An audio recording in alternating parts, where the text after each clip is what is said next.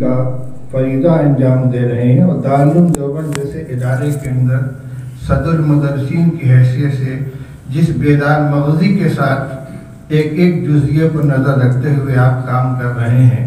ابھی امیر الہند کے انتخاب کے سلسلے میں جتنے اوصاف کا تذکرہ کیا گیا تھا، کوئی شخصیت بلا کسی استثناء کے حضرت کے علاوہ اس وقت ہمارے سامنے نہیں ہے. حضرت کی معذرت کا مطلب یہ ہوگا کہ پھر ہمارے پاس کوئی ان کا متبادل نہیں ہے.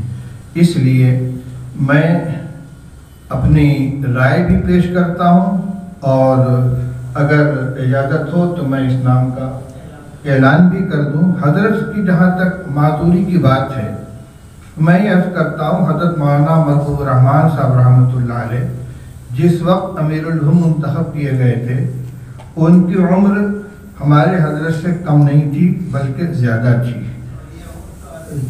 جی جی جی یہ گھر کی گواہی ہے بھائی، اس کو نظر انداز نہیں کیا جا سکتا. اور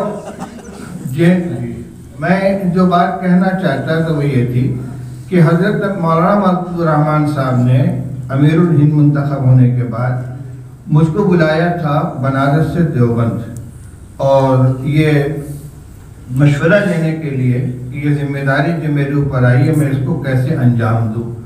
اس وقت میں نے ان کو یہ رائے دی تھی کہ دستور میں بھی اس کی گنجائش ہے کہ آپ اپنا کوئی نائب منتخب فرما دیں اور کام اس کے ذریعے لیں، رہنمائی آپ کی ہو.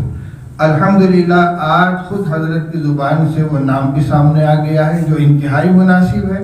اس لیے ضابطے کی کارروائی کی تکمیل کرتے ہوئے مولانا مفتی سلمان صاحب کو نائب امیر الہند منتخب کر دیا جائے اور حضرت صدارت کی امارت کی ذمہ داری سنبھالیں.